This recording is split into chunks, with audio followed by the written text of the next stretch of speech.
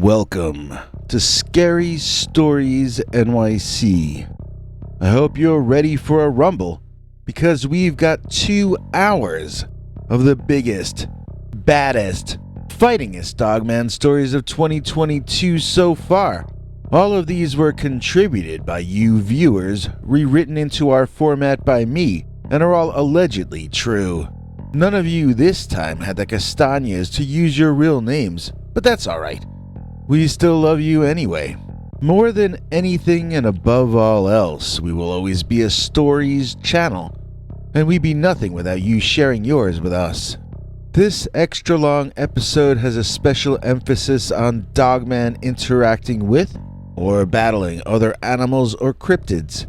You get a ringside seat so close that you might want to wear a raincoat and bring an umbrella to keep from getting covered in cryptid, if you know what I mean. These are some of the most vicious and savage battles any human has ever claimed to have seen, and they all took place in modern times, at least according to you guys who sent these allegedly true accounts in. Get ready for Dogman versus Bigfoot, Dogman versus a prehistoric flying reptile, Dogman versus a lake monster, Dogman battling alongside upright walking reptiles, and lots more. This is a series of heavyweight title bouts with every participant's life on the line. This is a no-holds-barred, knockdown, drag-out battle royale, and it all starts with this all-new story I can guarantee that you've never heard before, entitled Dogman vs. Cryptid Turf Battle Freakout.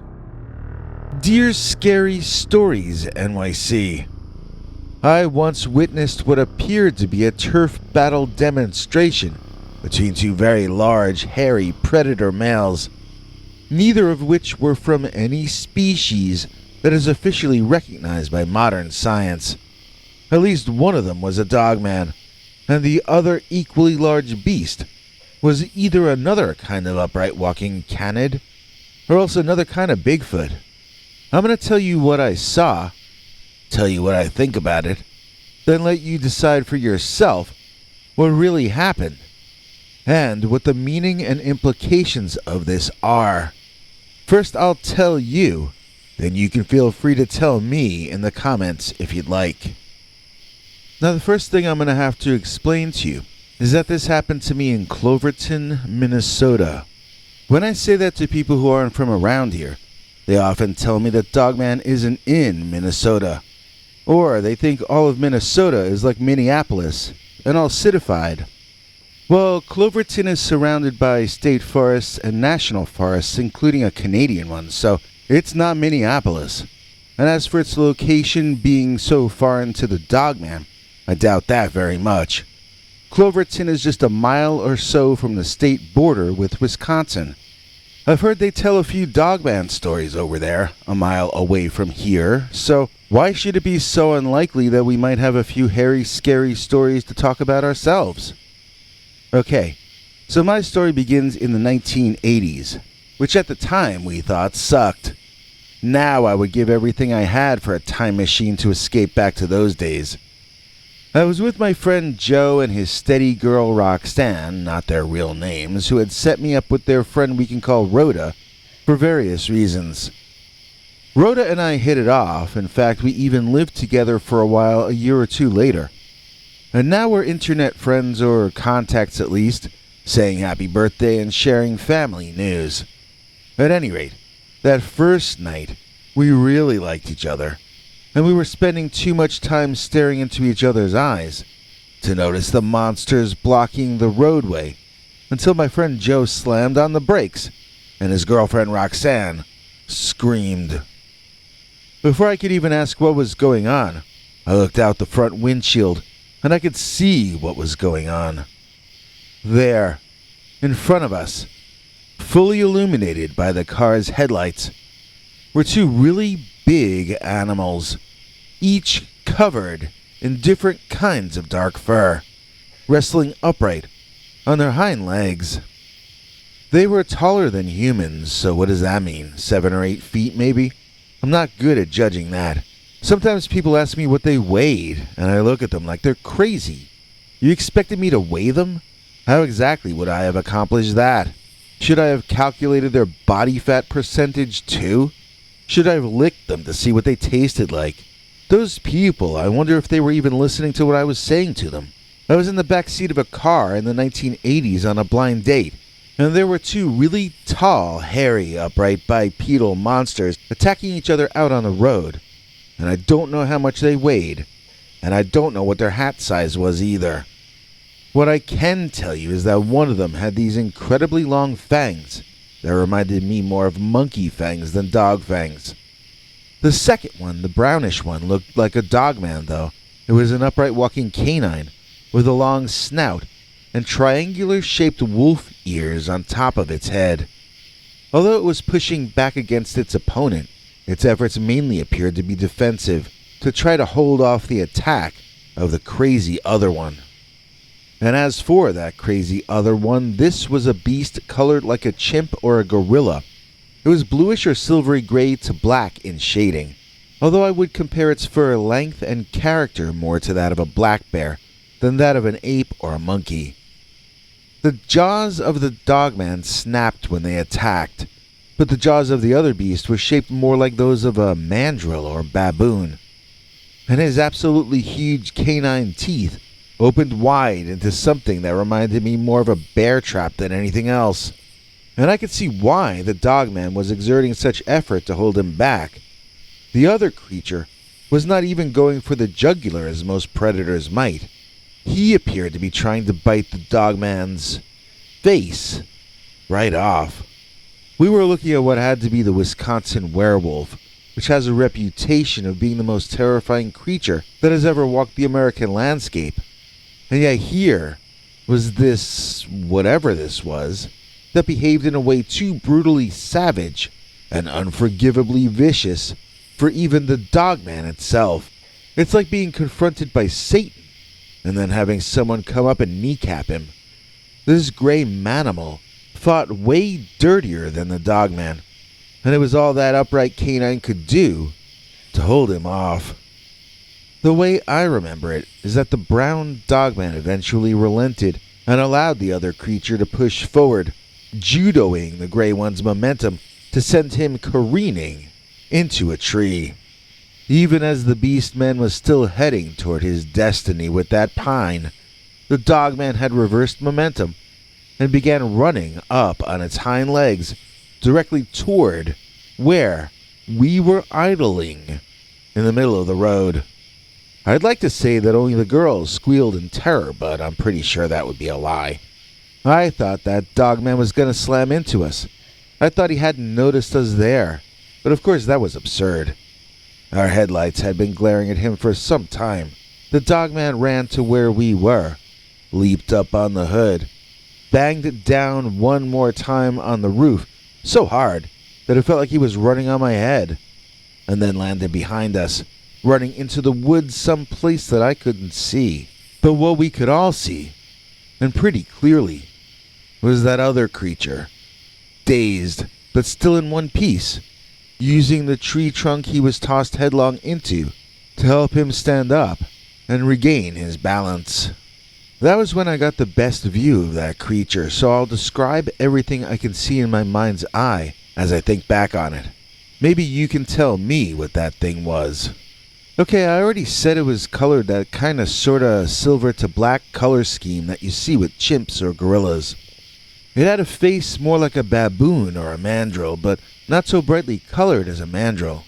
When it opened its mouth, the snout was so long that sometimes it resembled a dog-headed ape. When it would curl its lips back and open its mouth wider, it would be so wide, and those fangs so large, that it almost reminded me of some snakes and the way they look before they bite, if you know what I mean. I'm not saying this was a lizard or reptile, though. It was mammalian or marsupial or something with fur. It did not have scales. The way its attacks were all aimed at the face was unnerving, and I told Joe we'd better get out of there before that dog-faced gorilla man decided to take his anger out on our faces instead. Just as I said that, the long-snouted cryptid man spied us, its eyes opening wide in shock and indignation. Instantly, it stood up like a man, and then just as instantly, it slammed both its fists into the ground so hard that I could feel the vibration inside the car. The beastman stood now in a sort of gorilla pose, and he roared at us so loudly that nobody had to tell Joe any more that we needed to leave, because we had already left. Joe squealed down the dark road, and the girls screamed, saying the monster was following us. I turned around to see, and I think I screamed at an even higher pitch than Rhoda and Roxanne had. Behind us, running like a gorilla on all fours, was that huge, ape-like and dog-like man-thing. I visualized that creature tearing the car doors off and then eating all of us, face first.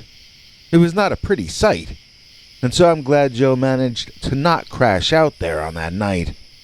The long-snouted Bigfoot Dogman eventually gave up and watched us drive away, confident that he remained the king of his own jungle. I forget which of the others nicknamed that monster Bigfoot on crack, but it was so manic the name seemed to fit. It wasn't just defending its turf, it was going berserker. I mean, going for the face is just not a good strategy. The skull does a good job protecting what's inside up there, so most predators go for the soft spots. This animal acted like it hated the Dogman. It behaved in such a manner that was not just emotional, but absurdly so. I was not aware that anything in nature could even consider behaving so unreasonably and so unnecessarily cruel, other than human beings. That's kind of why I wonder if what I saw was even natural. Maybe that was what a demon really looks like. I always pictured them with horns and scales, but what do I know? Please tell me in the comments what you think that long-snouted, long-fanged, mega-feral cryptid man-thing was.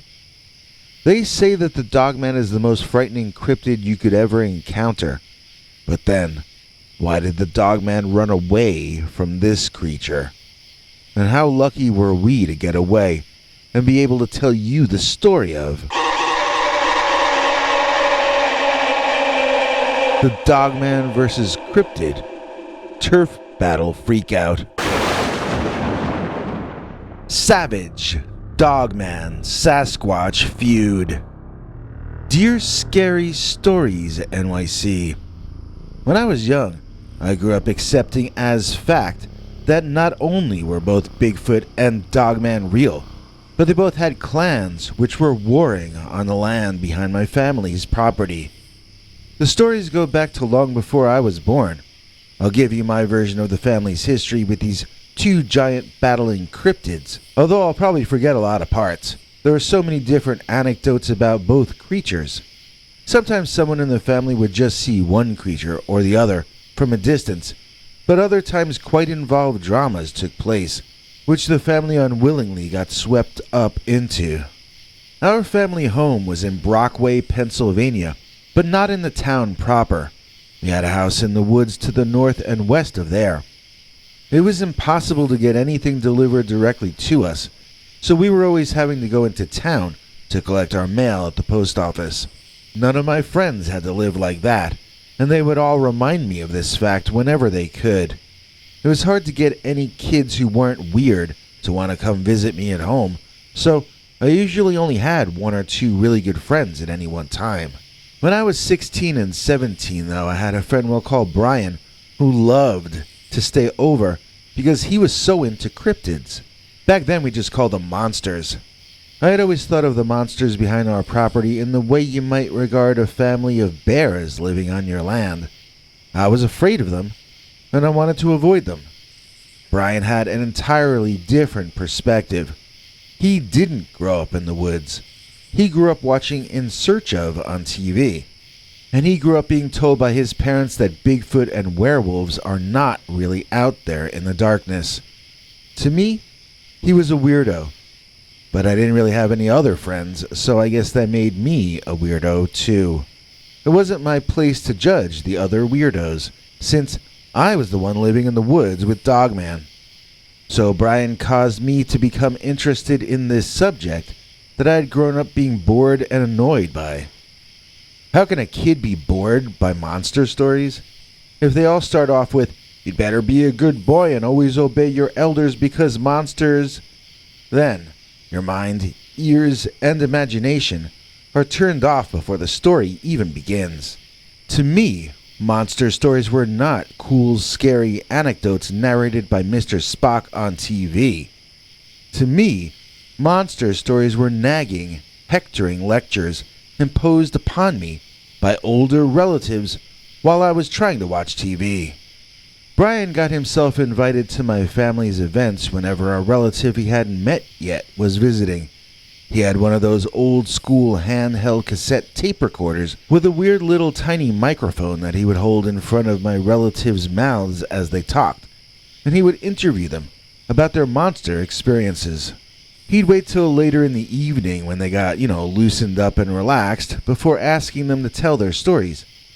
And they'd often go on, talking about the old days, not just the parts about cryptids, but all of it. I had an Aunt Ellen who had a creepy Dogman encounter that almost got her injured, or worse. She was driving east or south on Game School Road, which is a little two-lane highway that leads north and west out of town. It was dark out, and there are no lights on that road, so Aunt Ellen said she knew she should have been being more careful. There's woodland on either side, and there's nothing to prevent an animal, or even a person, from walking out into the road right in front of your vehicle. There was no traffic out that night, though, so Aunt Ellen had a growing, but false, sense of security. So that scenario I just described of the animal jumping out in front of the car actually happened, but Aunt Ellen said it was something that looked like a werewolf. When it ran out onto the road, it did it in such a way as to give the impression that it had been waiting there for her for some time. It had clawed hands in front of itself, in much the way a monster from the movies would do it. It seemed to be trying to be frightening, and Aunt Ellen said that when she panicked and swerved to avoid hitting it, the creature got this look on his monstrous face that appeared to her to be some sort of evil grin or smirk. The front end of Aunt Ellen's car crashed into a tree, wrecking it and causing her to lose consciousness for a few minutes.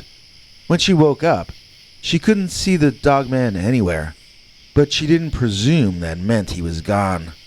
Now, obviously those were the days before cell phones, so Aunt Ellen had to get out of that vehicle and walk to a telephone.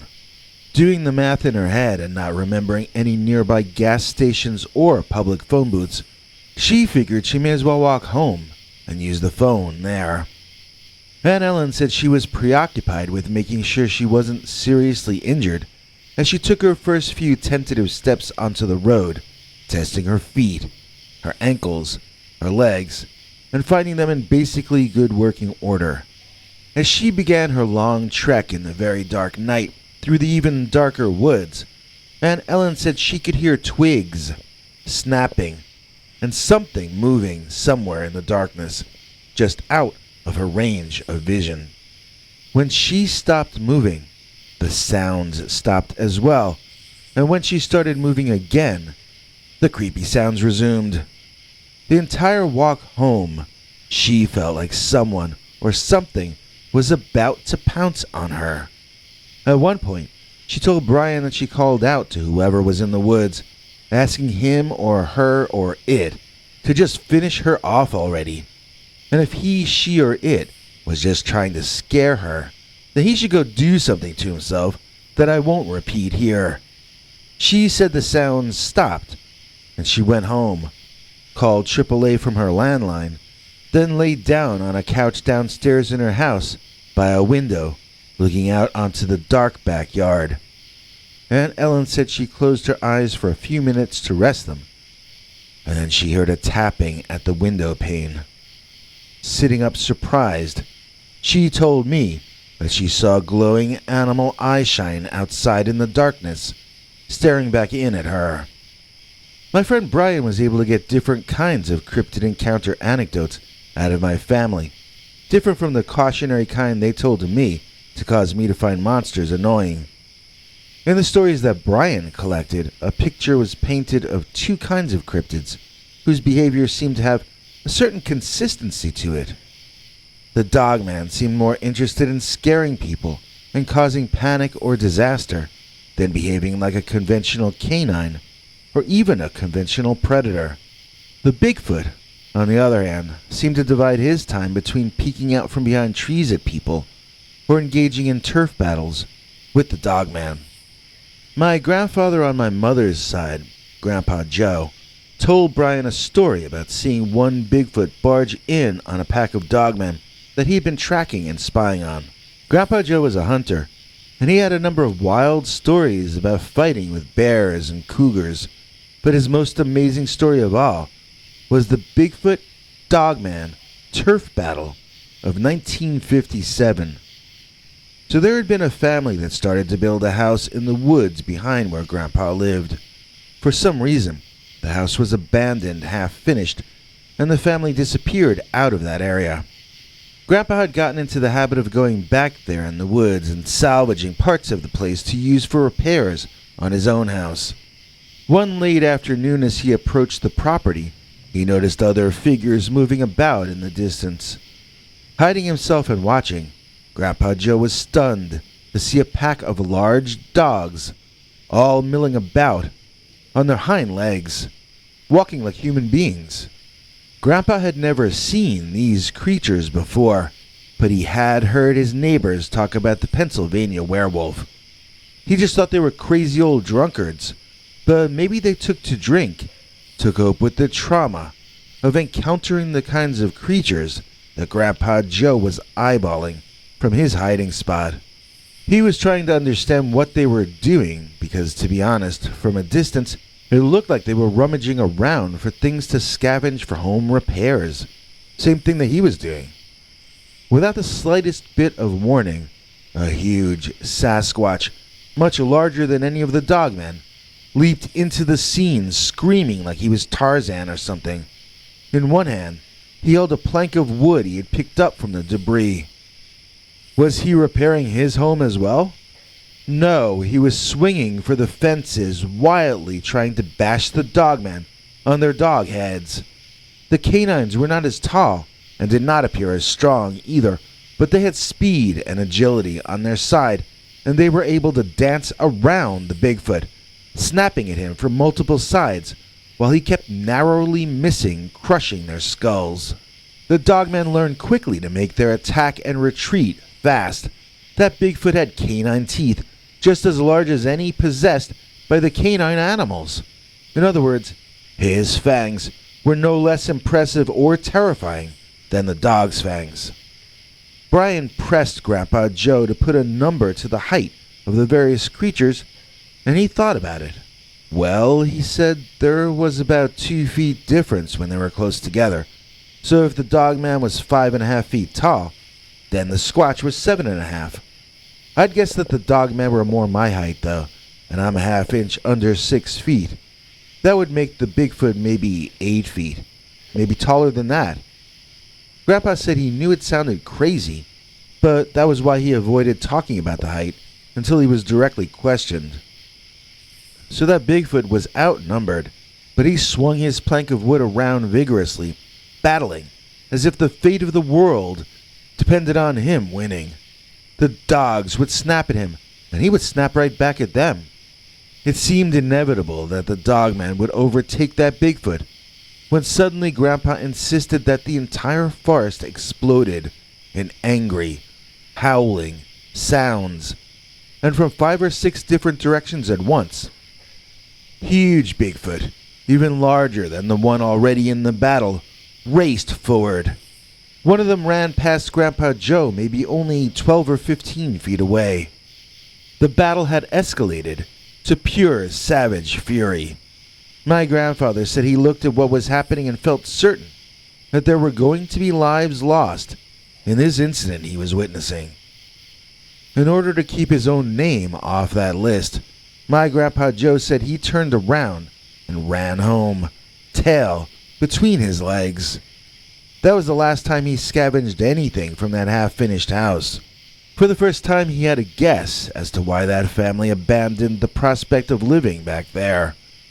That was the year Grandpa installed taller fencing around the back of the property. Most of the cautionary tales told to me as a child stemmed from that incident.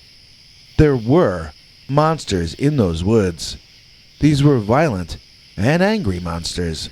They were so violent and so angry that they didn't just want to eat up little boys, but they wanted to eat up each other too. This was an undercurrent of horror in the background of my childhood, but since I never wanted to go in the woods anyway, it never became a big deal to me, like it seemed to be for my friend Brian.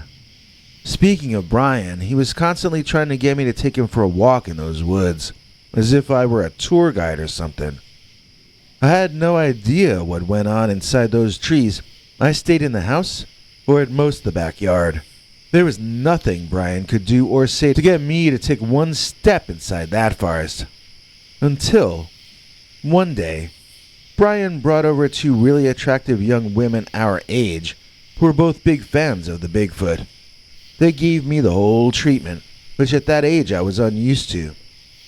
I had never received so much positive attention from female humans in all of my entire life as I received from those two beautiful young women on that late afternoon, and so I weakened, and then I buckled.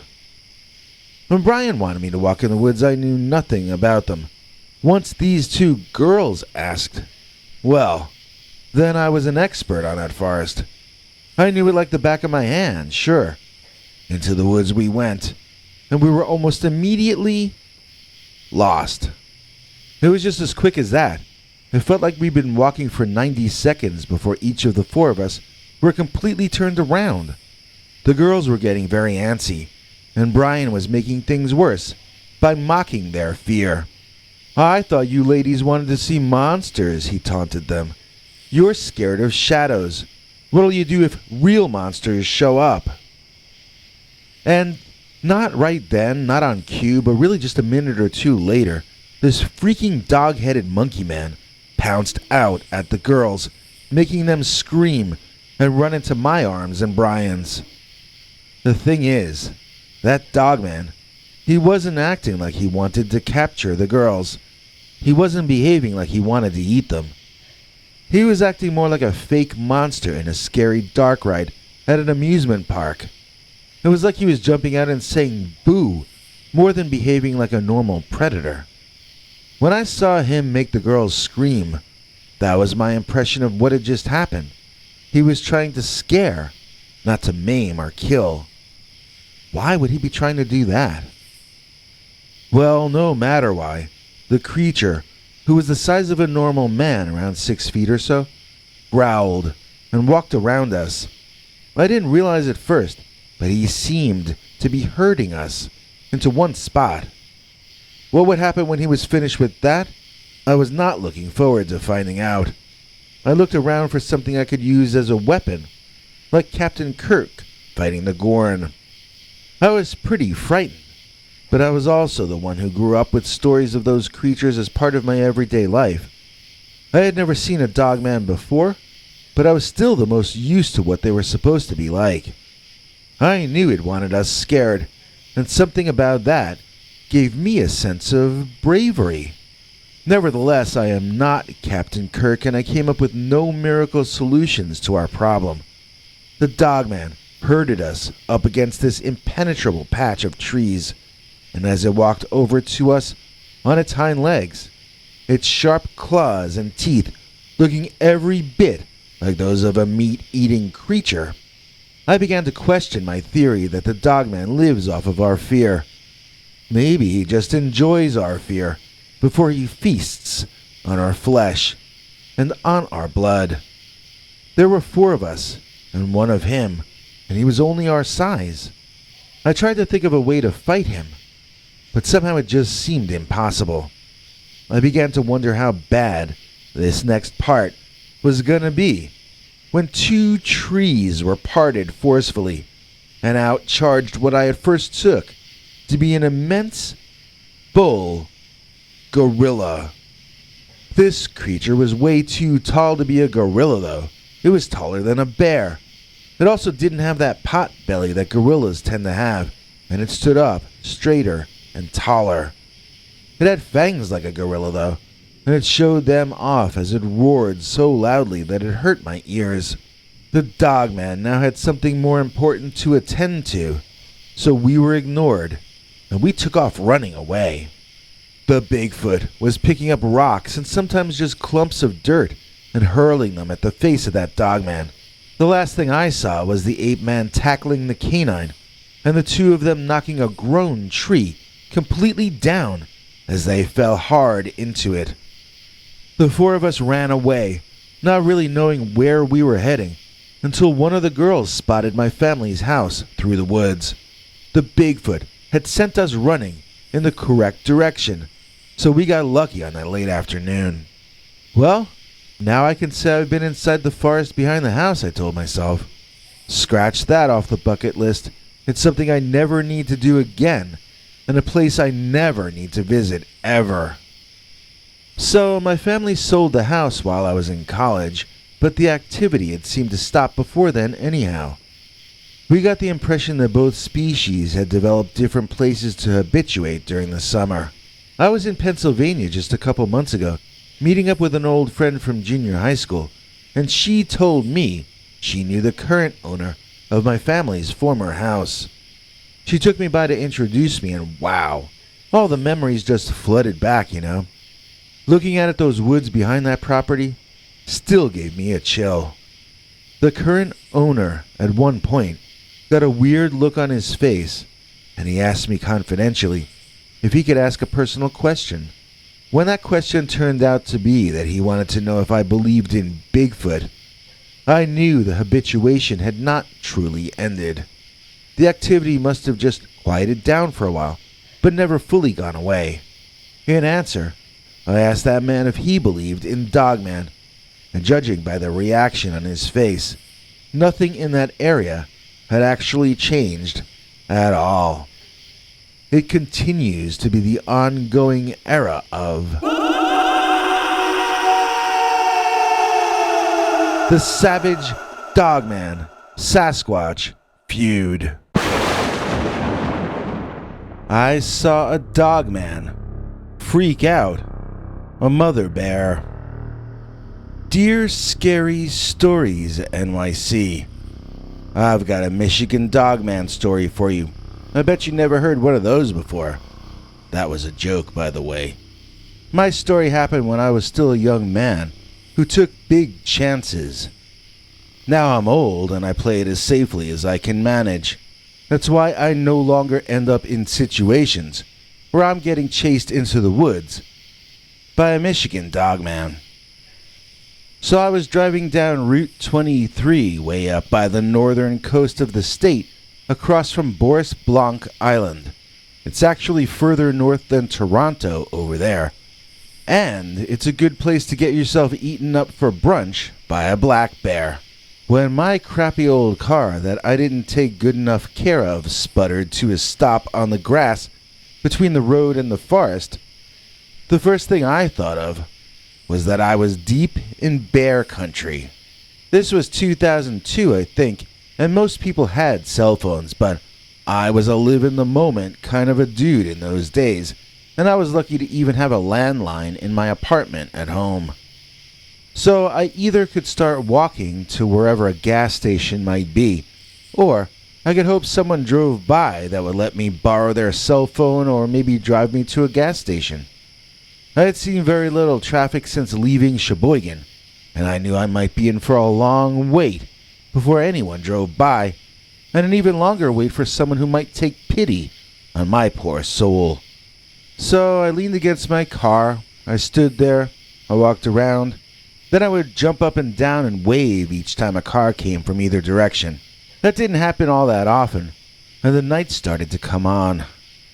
Normally I love to watch a sunset, but as the crickets in the nearby woods got louder and louder on that night, all I could do was shiver and pray that the driver of the next car would rescue me. I honestly do believe that prayers can often help. On that evening, though, they did not help. Out of the trees across the street walked a being so frightening that I gasped upon my first viewing of him. It was a man so tall, walking in the shadows, and I could not yet make out his features or much detail at all, other than the basic shape of his body. Besides being taller than should have been possible, the man appeared bent awkwardly. He did not move in an awkward fashion, though. This huge man glided out of the woods silently and gracefully. The way his legs seemed to be bent, it shouldn't have happened that way. Then, while the figure was still mostly covered in shadow, it turned its head toward me and looked me directly in the eye. I know this because I saw his bright, off-white eye shine, and I saw those eyes blink at me. Human eyes don't exhibit eye shine, only the eyes of animals do. And yet, this figure walked upright, like a man. It did not seem to be anything other than a giant human. In another moment, the creature took another step toward me, out into the waning light of the evening, and for the first time, I could see exactly what I was looking at. I had no idea what I was seeing, but at least now I could see it clearly. I should have heard of the Michigan Dogman by then. I mean, I wasn't born in the Midwest, but I had moved there when I got out of the service in 1999. I had dated Michigan women and worked Michigan jobs. I had Michigan friends and supported Michigan teams. Yet somehow, the lore and legend of the Michigan Dogman had escaped me up until I had this experience that I'm describing to you now. So I was looking in the eyes of this guy, and that's what he seemed like to me, a guy who walked out of the woods. He glared at me with pure hatred, as though I had told him that his sister was ugly. I put up my hands defensively and talked to him like I would talk to a drunk guy in a bar looking to pick a fight with me. I tried to calm him. I tried to get him to chill out a bit. I don't know why, but I didn't respond like he was an animal. I acted like he was an angry dude. But this dude had a wolf head on top of those bodybuilder shoulders. I'm going to tell you that he seemed 9 feet tall to me in that moment, and you should understand why at the time I wondered if I was imagining or hallucinating the entire experience. When the dog-headed giant accelerated his pace, crossing the street in my direction, I panicked and ran away from him, directly into the woods behind me. I knew that was a terrible idea as soon as I did it, but I'm not sure what other choices I had at the time. I am not now, nor was I then, a particularly athletic person, but fear overtook me and temporarily made me faster, stronger, and more balanced. I also just got lucky making turns around some obstacles, and the dogman, who was obviously much larger, had a couple of points while chasing me through those dense woods when he got hung up. If it had been an open field run, he would have caught me already, but my adrenaline, coupled with some lucky breaks, helped me exit those woods ahead of the dogman, still in one piece and still very much alive. But as I exited that patch of woods, there were no more obstacles to place between me and my big hairy pursuer. I found myself in a grass-covered valley, stretching in every direction except behind. The only other thing in that field were a mother bear and her cub. They were black bears, not brown as in the thumbnail image you showed me. The cub you show in that image is probably about the correct height, but the mama bear I saw was maybe 6 feet tall. That one looks 8 or 9. She did stand up when she saw me running toward her and her baby. The one in the image you've created is a brown bear. The image is still usable because there are still around 3 feet in height difference between the two, so it still communicates what actually happened. I ran toward the bear family, and in pursuing me, the dogman did as well. The only difference was I snuck past the mama bear and baby, while the Dogman got caught up in some prehistoric sounding conflict back there. That mama bear was seriously not having it, dude, and she let that Dogman know how she felt about it. I took that opportunity to escape, thinking about how there's nothing scarier than the mothering instinct, you know, if you think about it. That bear was like 3 feet shorter than the Dogman, but I bet you anything that fight ended with the Dogman giving up and running away to lick his wounds. That's why my motto to this day is, never, but never, mess with an angry mother. And I should know because I saw a Dogman freak out a mother bear. Dogman mystery in the Everglades. Dear Scary Stories NYC, my wife, who I'll call Melba, and I first retired 29 years ago to Miami, and we still to this day love living in a place with so much warmth and sun. It's more difficult for us these days to make trips out to the Everglades, but when we were younger, we frequented it as much as some of our favorite restaurants and dance clubs. We loved the scene in Miami, but we also love the feeling that you get when you go to the Everglades, that you're stepping back into a long-lost prehistoric age. In fact, that was the place we were when we saw that wolf-headed man and those upright walking lizards. We both still occasionally ask each other if that really happened, but both our memories of it continue to match over a quarter of a century after the event. I'll tell you about that day, since I know that's the only day of my life that you truly want to learn about. So the first 2 times we went to the Everglades, we signed up to walk around with a tour group. They have a sort of deliberately primitive-looking central starting point over there. It's actually a modern concept, but they use natural materials and thatch-covered huts to give it a sort of Gilligan's Island look.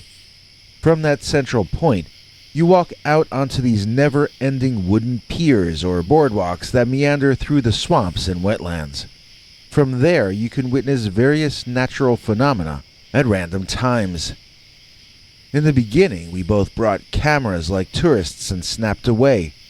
Soon enough, though, we grew bored with our large collection of photos of swamp water and sky, but we kept going back to the place just to be someplace outside of civilization.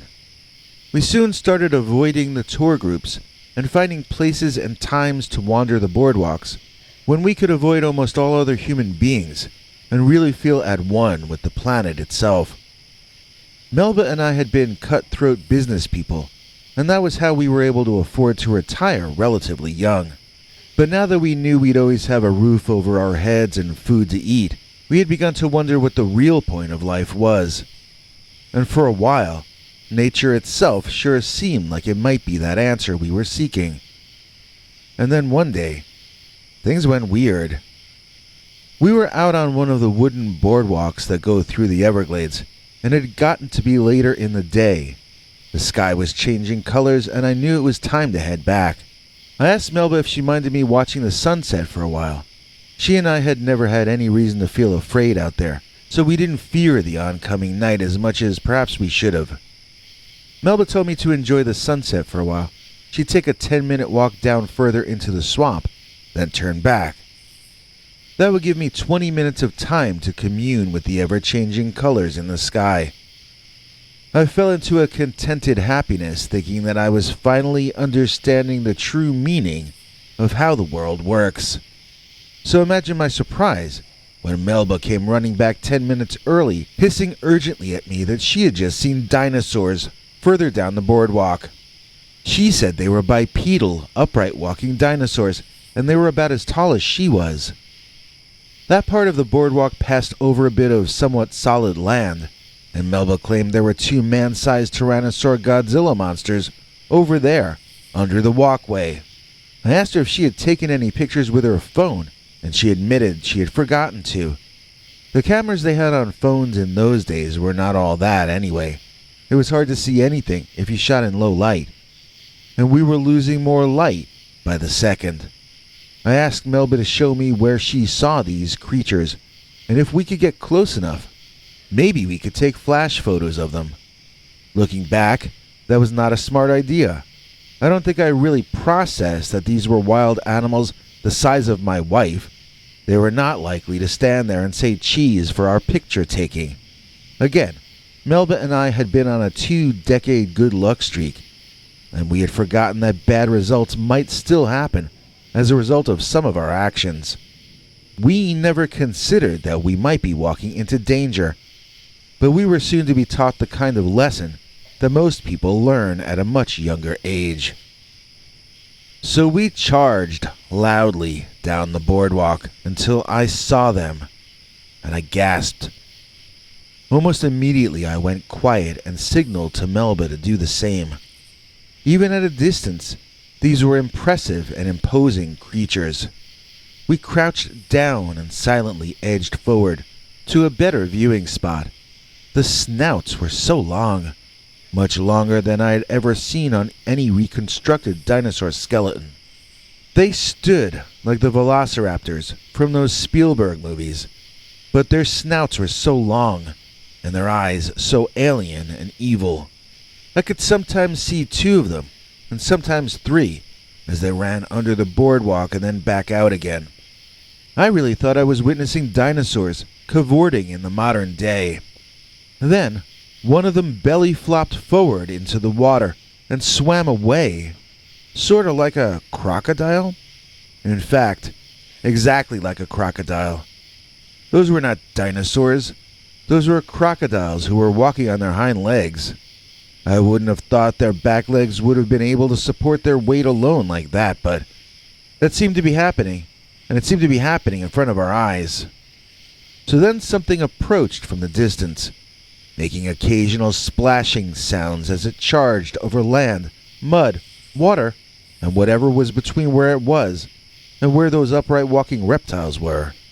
The lizard men seemed to notice the approaching beast, which was clearly not another of the crocodile people.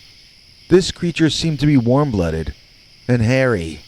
Melba excitedly whispered in my ear, "Skunk ape." Melba, you see, is and was a big fan of the skunk ape. Neither of us have seen or smelled the creature, but she has been fascinated with sighting reports and photos of it, going back to before we even moved here. I'd go so far as to say that she's kind of a skunk ape fangirl. But the big hairy monster that ran over toward those crocs on that night had tall pointed canine ears up on top of his wolf head. That was no kind of Bigfoot or Sasquatch or ape or man. That was a feral canid. That was the Florida Dogman. I turned to whisper to Melba that we'd better get out of there, but she wasn't there any longer. Looking around, I saw her running on the boardwalk toward danger. The Dogman's eyes were glowing so brightly that I felt I was seeing something from hell, something I wasn't supposed to have seen. It wasn't just a scary animal. It was something forbidden and wrong. I wanted to run away, and I wanted to run after Melba and drag her back. But I wound up remaining where I was, frozen, watching my wife going in the wrong direction on purpose. Meanwhile, the Dogman had closed the space up between himself and those upright crocodiles, and I expected to see some kind of a battle ensue. What was my wife running toward? But there was to be no battle under the boardwalk on that evening. The dog-headed man slowed as he approached the lizard people, and they turned and gathered, the 3 of them, in a semicircle in front of him, each looking up as though he were their master or leader. He flipped something to each of them in turn, and they caught whatever it was in their mouth, then dropped down to all fours to consume it. If those crocs were 5.5 feet tall when standing up, then the Dogman might have been close to 7. Definitely over 6 feet, as the upright crocs looked like his children. The reptiles finished their snack in seconds, and then the Dogman made a move as though he were leaving and that the crocs should follow. In the process of this, at one point, The Dogman once again faced in our direction. Suddenly Melba stopped moving, held her cell phone up in front of her, aimed it at the creatures down in the swamp below, and clicked. The flash went off in the encroaching darkness, but it was in no way strong enough a light to illuminate the scene down below. I saw the photo later. It looks like a photo of the inside of a closet with the light turned out. The only function that using the flash had served was that it attracted the attention of that Dogman. I saw him turn to look at Melba, and then I saw him turn to look at me. I shouted to Melba to run, and then I shouted it again. The Dogman was beginning to climb up one of the support poles and would soon be on the boardwalk with us. When Melba caught up with me, I ran behind her, nudging her to run faster, telling her not to look behind. I didn't take my own advice, though. I did look behind, and I saw that Dogman climb up the pole and sit on that fence, watching us run away from him. Turning and seeing him staring at me felt as bad as this one time when I was a kid and I stuck my finger in an electrical socket. It wasn't just a painful jolt to my system, but it made me feel kind of sad that things might be about to get much worse. Nevertheless, we were still relatively young and in decent shape, and the Dogman allowed us to go. We haven't ever publicly told this story because, well, not even retired people actually enjoy being called crazy. I have never heard another story about a Dogman who fed crocodiles and trained them to walk upright, so I would assume that it has never happened again since. We must have witnessed a sort of once-in-a-lifetime event, like a squirrel and a cat becoming best friends. I mean, what if that was a female Dogman we saw? And what if she raised those crocodiles since they were pups or whatever baby crocodiles are called? Or what if that was a male Dogman and he regarded the crocs as his brothers or sons? What was the nature of their relationship, and what series of events could possibly have resulted in this kind of an alliance? I mean, I saw the Dogman feed them, but if those crocs were put to use hunting, under the guidance of a pack animal like a canine, could they be trained to cooperate? Maybe on some days the crocs caught enough to feed the Dogman. So that was the day I stopped looking for answers in nature and accepted that nature is only questions. Nature means not knowing for sure. Nature means you can't truly predict outcomes. Nature means something new every single second. So to those of you who came here looking for Dogman answers in the Everglades, I need to apologize. The only thing I can provide to you is Dogman mystery in the Everglades. Dogman versus the lake monster. Dear Scary Stories NYC, do you get too many Dogman stories from Michigan? I've got one to add to the pile. I think this was a Dogman sighting, as the creature looked like a Bigfoot with a long dog snout. It had dog-like ears as well, but not the upright wolf kind of ears, I don't think. I mean, I wasn't really taking too many mental notes at the time. I wasn't thinking that people would still want to hear about those two weird animals I saw fighting that night. To be honest, though, it's the thing I get asked about most, even now, and this happened when I was only 22 years old. I was with my cousin Elmo, whose name isn't really Elmo, and we were camping together when we had our one cryptid experience of our lives. Both of us were staying in the Tippy Dam campground near the Tippy Dam Sportsman Lodge, south of the Tippy Dam Recreation Area and west of Tippy Dam Pond.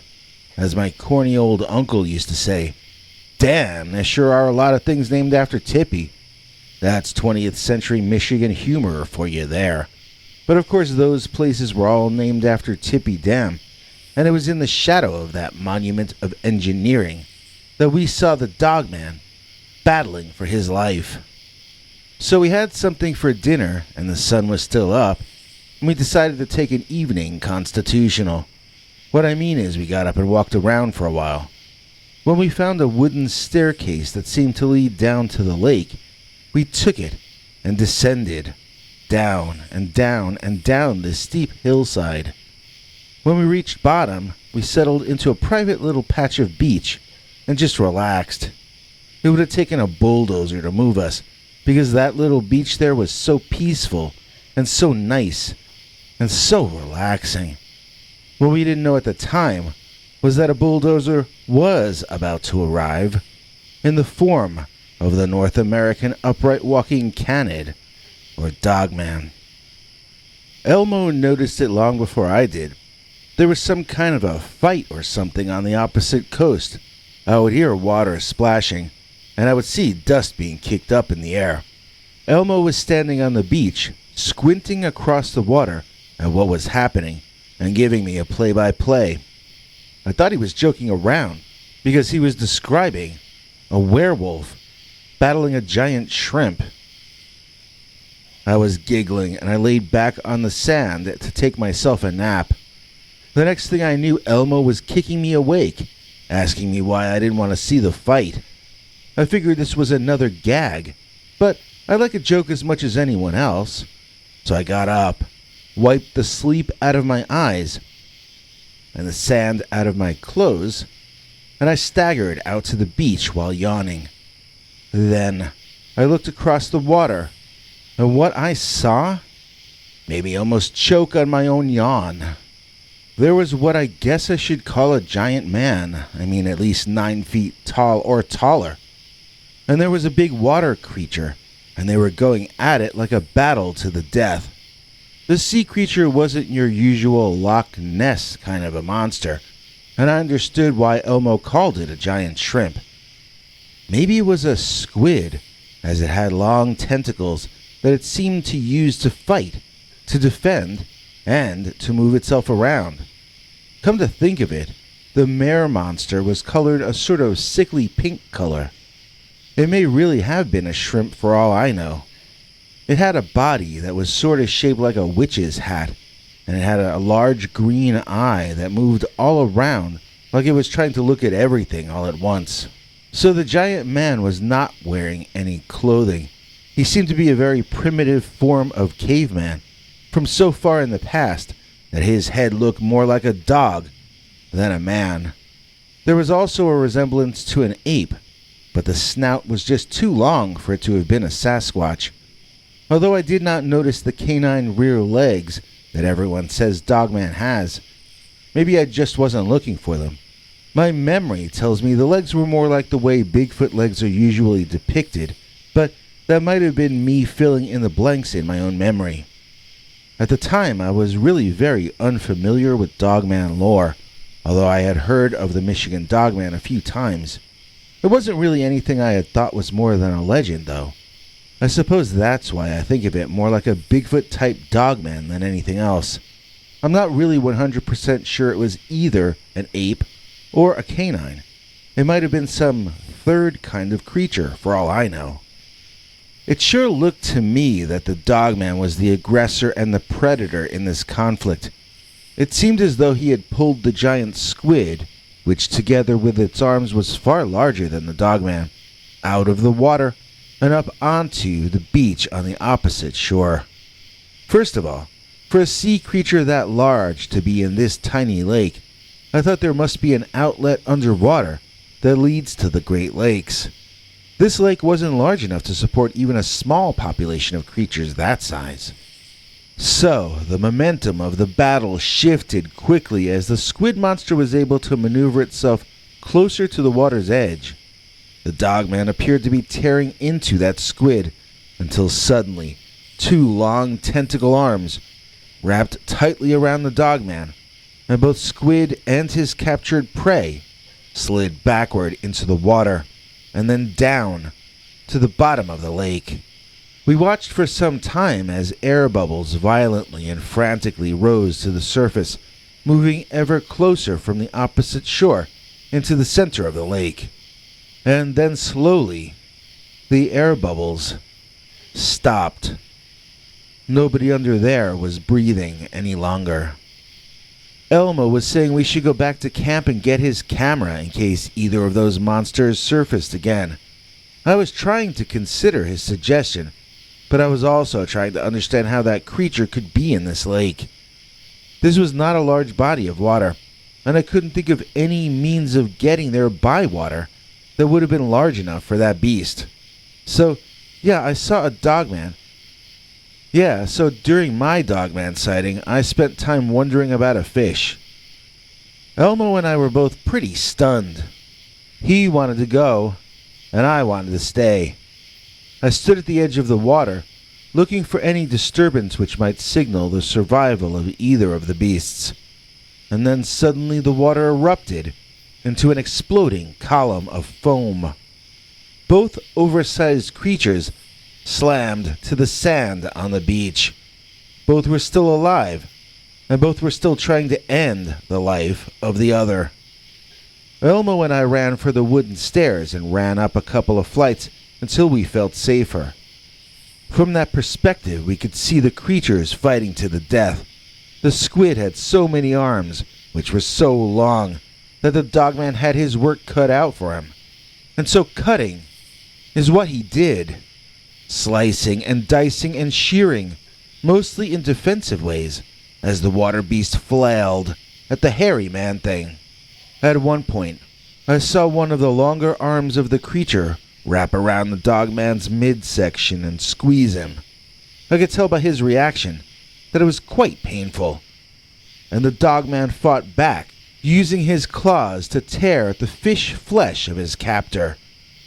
Reacting in pain, the squid flung the canine across the beach, where he landed near those large boulders just offshore. Like Samson of legend, the Dogman lifted one of the huge stones over his head and dropped it squarely on top of the fish. A flash went off next to me, blinding me, and I turned to smell some lady's perfume. I begged her to please let me get a copy of that photo she took when it was developed. I gave her my address and my phone number. She never gave me hers back, though, and I never heard from her again. But it is possible that someday that woman will come forward, and you may all see I'm telling the truth about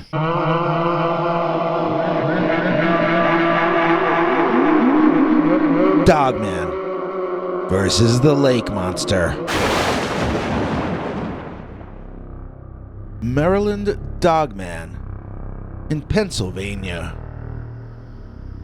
Dear Scary Stories, NYC. This is something that really happened to me when I was 18 back in 1991. I went to Pennsylvania in the summer to stay with my cousin Ned while my parents worked out their marital difficulties. On my first day there, Ned told me that he had seen a werewolf about an hour's walk from their home. I'm going to tell you about Ned's sighting, and then I'm going to tell you what happened when he took me over to the spot it happened on, which was even wilder. So the place where Ned said he saw this werewolf was an old shack that stood near the entrance to the quarry over there. Ned and his friend were walking around after dark on foot when they came upon the shack. That was the first time Ned had seen it, but his friend who brought him there knew all about it. The friend insisted the place was haunted, and that's why the two had walked over there in the middle of no place on a dark night.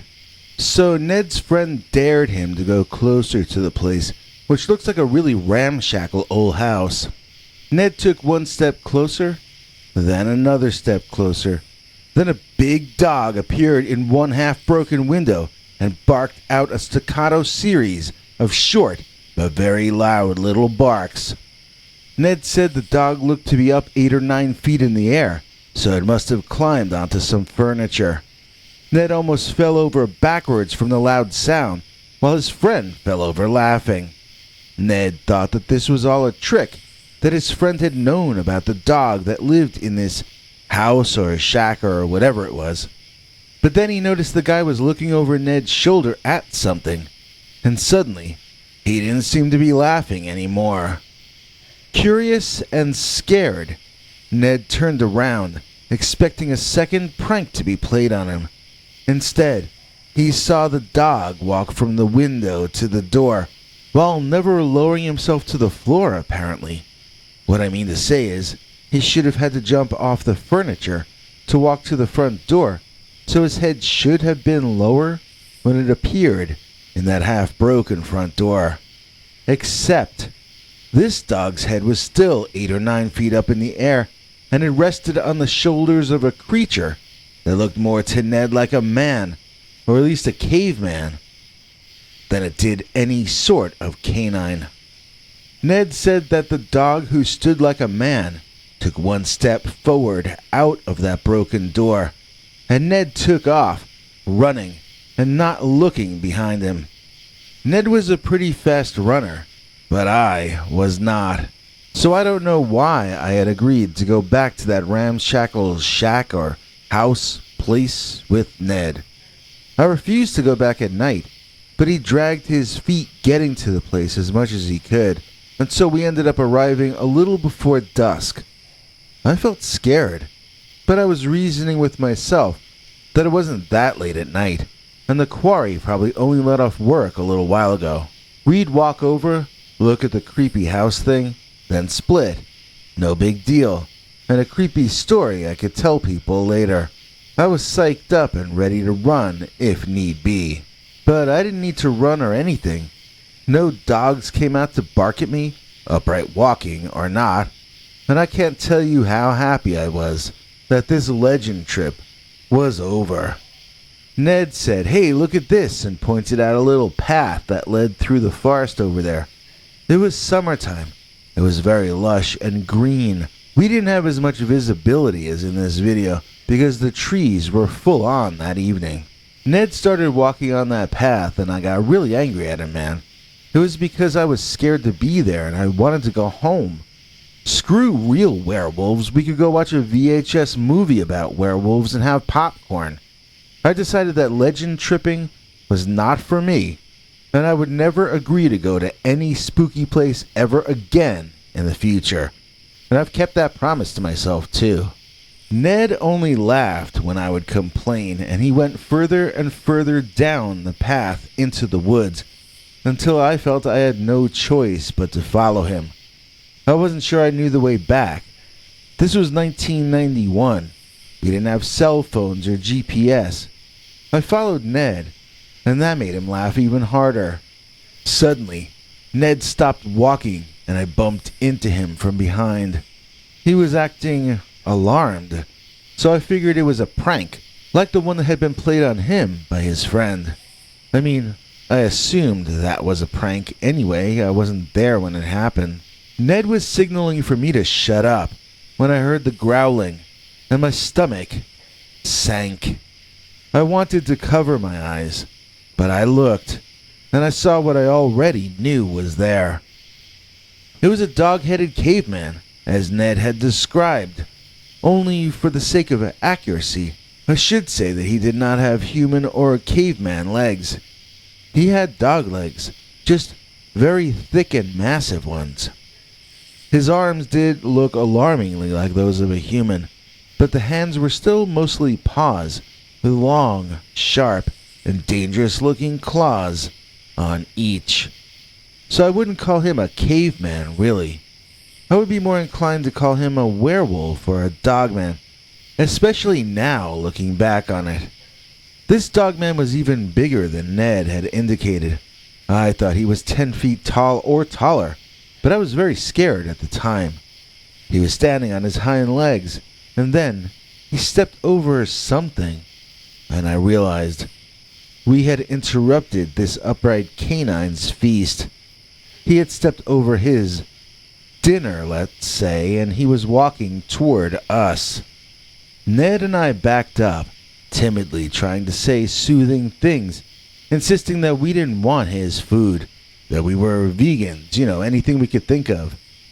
When the dogman was about midway between us and the clearing that he had left his kill in, the forest erupted with the sound of large, flapping wings. Dude, I was like, what now? You know what I'm saying? And what happened next was more or less just as amazing as the Dogman, at least in my book. Down into the clearing in the woods flapped this large bird. At least I guess that's what you'd call it. It was kind of light gray, and its wings were halfway between a bird and a bat, but not exactly like either. It was dark, but I don't remember any feathers. It sure sounded like a bird, like a pelican, I guess, or almost like a duck mixed with a seagull. This huge prehistoric bird thing swooped down, grabbed the carcass with its claws, then lifted straight up like a helicopter would. The Dogman turned and saw what was happening, and he ditched us completely. We had been outclassed. I saw that Dogman take a running leap at that bird thing, and he just barely caught on to what the bird was carrying. Climbing up, he grabbed the bird's leg and it squawked, releasing all of its cargo at once. The Dogman and his food fell at least 30 feet to the forest floor, and Ned and I took off running. We were both thinking at the time that it was a werewolf. Werewolves heal super quickly. No matter how hard that creature had hit the ground, we still expected him to be up and at 'em, quickly. And when he came to, we wanted to be far, far away. And we were. I grew up in Middletown, which is in Maryland. It's in Frederick County. So, one day in the later 1990s, my other cousin Patrick from Middletown came to visit me. He asked me if I ever saw a UFO or a monster, and I told him about what happened to me and Ned. Patrick asked if I was joking. When I assured him I was on the level, he asked me if we hadn't heard of the Snallygaster and the Dueo. I was like, Gesundheit, because I didn't speak that language. So now it's years later, I'll break down what he was trying to say. Our sighting and experience was in Liberty Township, just north of Frederick County in Pennsylvania. I mention this for a reason. There's a legend in Frederick County of a flying cryptid called a Snallygaster. It's supposed to be a flying reptile large enough to pick up and kidnap animals. Sound familiar? And the number one enemy of the Snallygaster? That's a Dueo or a Deweo. So what's that? Well, it's a Dogman, plain and simple. When my cousin first told me that, I thought they were pranking me. But we looked it up online, and sure enough, that's what it said. He was correct. So I guess we saw a Snallygaster, and I guess a Dueo was sometimes crashing in that abandoned old shack. I guess they both got lost off the Pennsylvania Turnpike, and that's how we ended up seeing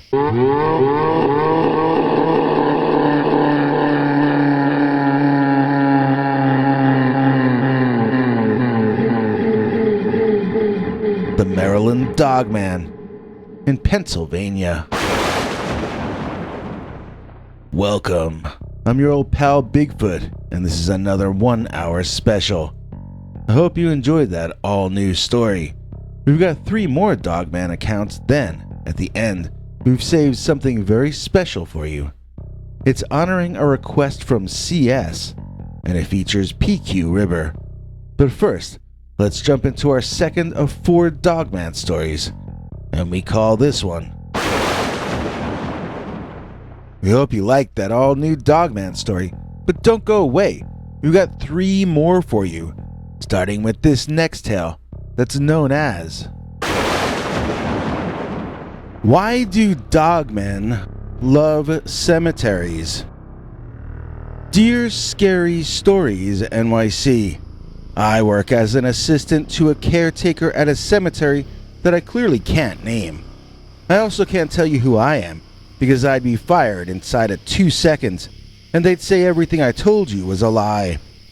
I'm going to tell you about one of the best kept secrets in American cemeteries. The fact that, for some reason, this incredibly creepy species of upright wolves likes to hang around in graveyards and even dig up graves. And before I even get into any detail at all, I'll tell you the number one secret of the American cemetery business, and that is that there's nothing they can do about these dog-headed ape men, except basically to clean up after them when they're finished with their destruction. So the way I started finding out about this was that I had a sighting, and I went to my boss about it. He then told me some of the history, and he introduced me to a guy who worked at another cemetery. That guy, in turn, introduced me to an old retired guy who gave me some real perspective on this entire situation. So do you know that famous YouTube video with the two women driving around a cemetery in a car, and then they see something weird that they can't explain? Then they drive close enough to get some video of what's confusing them, and it looks an awful lot like a werewolf or dogman digging up a fresh grave in broad daylight. Well, imagine seeing what those two women saw, but seeing it on the overnight shift. That is what happened to me my very first week on the job. I was supposed to be doing security that night, which seemed like a piece of cake the first few nights I was there. We had security cameras on the gates and on some parts of the fencing that had been breached in the past, but not anywhere inside the cemetery itself. So if I saw someone breaking in on the camera, I was supposed to alert the authorities immediately. In the 80s and 90s, there had been an awful lot of vandalism at this cemetery, so the locals got together and, well, I better not get into details, but the end result was that the funding was provided to put some security into place here. And now, that's how I pay my bills. My job is really to keep kids from knocking over tombstones or writing graffiti on the monuments. What other kind of crime could even happen in a cemetery anyway, am I right? Now, I was 24 when I got this job, and I wasn't grown that far out of being the kind of kid who would knock tombstones over myself. I mean, I never literally did that, but I did other rowdy things, and I'm glad there's no evidence of any of my misdeeds left. Or I hope there isn't. The point I'm trying to make is that I had no fear of guys coming in drinking and acting rowdy. I felt like I knew how to talk to those kinds of guys, and that if any of them did break in, I'd probably share a drink with them and cut them some kind of deal. If that was the worst case scenario for this gig, then I felt it was going to be an easy one.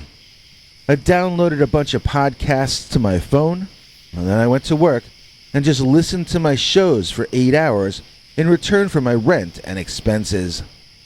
I'm not the most ambitious guy in the world, so that seemed like a deal from heaven for me. Also, I don't spook easily, so I had no problem doing overnights at a graveyard. On top of everything else, I now have an excuse to sleep all day like a vampire, which had been a goal of mine ever since I was a kid. I can see myself becoming the caretaker eventually. I can imagine staying in this line of work for as long as they let me do it. I feel like this job is a gift, even now, even after I've learned about these werewolves, or dogmen, or whatever they are. So in my first week, I found a recent grave partially dug up at the end of my shift that I swore hadn't been disturbed when I showed up for work. Not wanting my boss to see, I grabbed a shovel and filled it back in, but I noticed first that it looked like it had been dug up by hand. It was only dug a foot or two deep.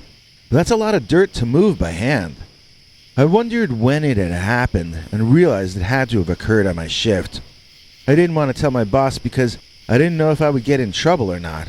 I filled in the hole as well as I could and resolved to go for patrols each night like I was supposed to, instead of sitting in the main building listening to podcasts. It embarrassed me that I had been so careless, as I really do like this gig, and I really don't want to lose it. It wasn't the next night, but soon afterward, I saw essentially what those two women saw in that viral video.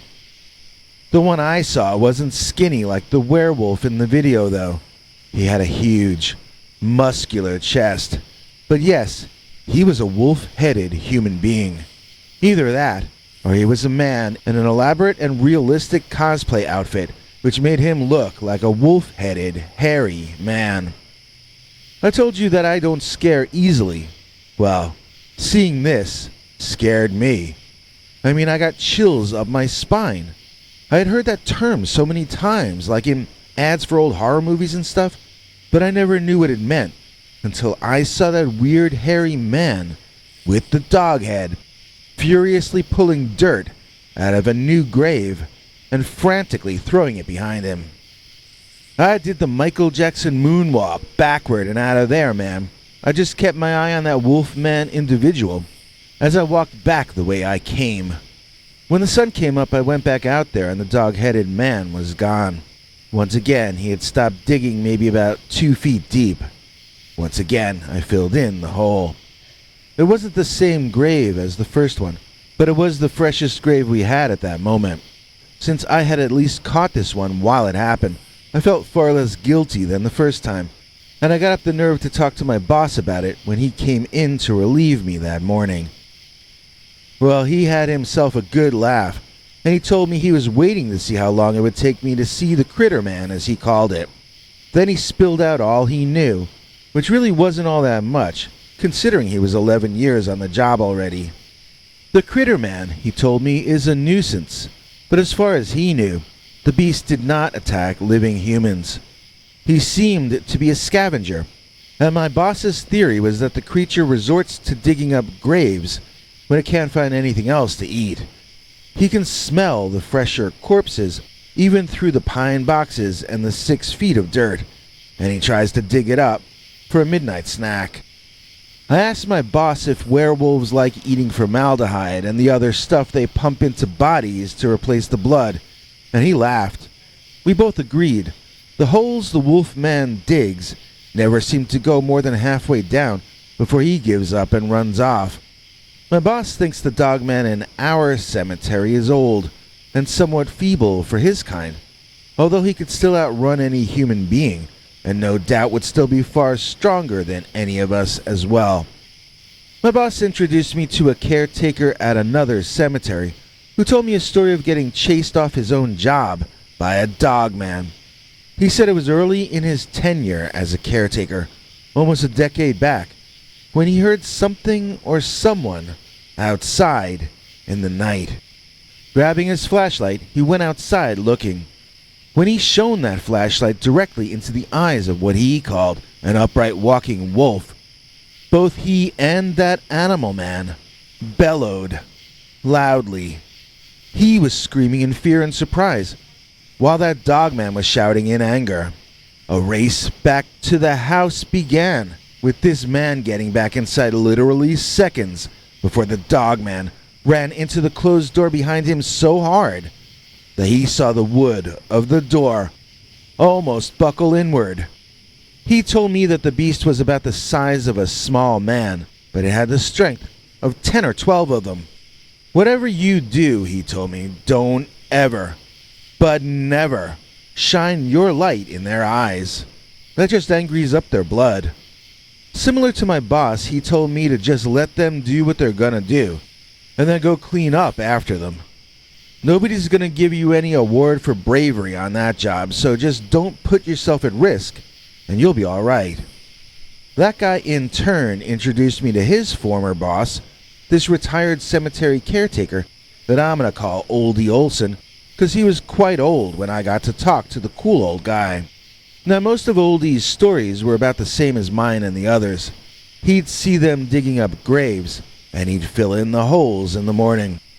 The digging was always done in the fresher graves, and no grave was ever dug more than once. No grave was ever dug more than 2 or 3 feet deep either. It seemed so mysterious and pointless to me. That must take a lot of effort to do, even for a creature as strong as the Midwest Dogman. So why do it if there's no payoff? Oldie actually has a theory about that. He called it a vestigial behavior. He said there used to be good eating in graves, and they used to be easier to dig up too. I understood the first part.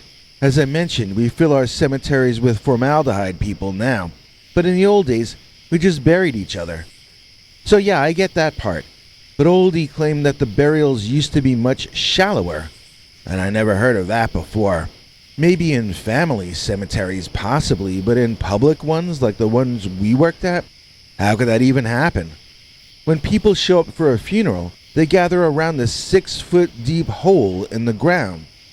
If graves are shallower than 6 feet, everyone at the funeral would see that. Oldie claimed that not every person who dies even has people show up for a funeral, and this was even more true in the older days. Some families would just pay the cemetery off to take care of the body for them, sort of one step above winding up in a pauper's mass grave. Those would be the ones buried on the edge of the graveyard, in shallow graves, and those were the ones that originally attracted the Dogman to cemeteries in the first place. So it's an inherited behavior to attempt to scavenge at human burials, according to Oldie. He also added that we don't really know how long Dogmen live. Maybe these are the same Dogmen that successfully scavenged graves 100 or 200 years ago. I laughed when he said that, but then I saw that Oldie was not laughing. Oldie meant what he was saying. Seeing the Dogman or Wolfman digging up cemeteries must be how the creature first got a reputation for being supernatural. It only comes out at night, it eats disgusting things, it hangs around with dead people, it must be paranormal. I can see how the creature got its reputation. It's creepy to the point where you genuinely wonder if it's some sort of demonic presence or something. Look, I love my job, and this is not gonna ruin it for me. But it would be a lot easier and more fun job if I knew the answer to one basic, simple question.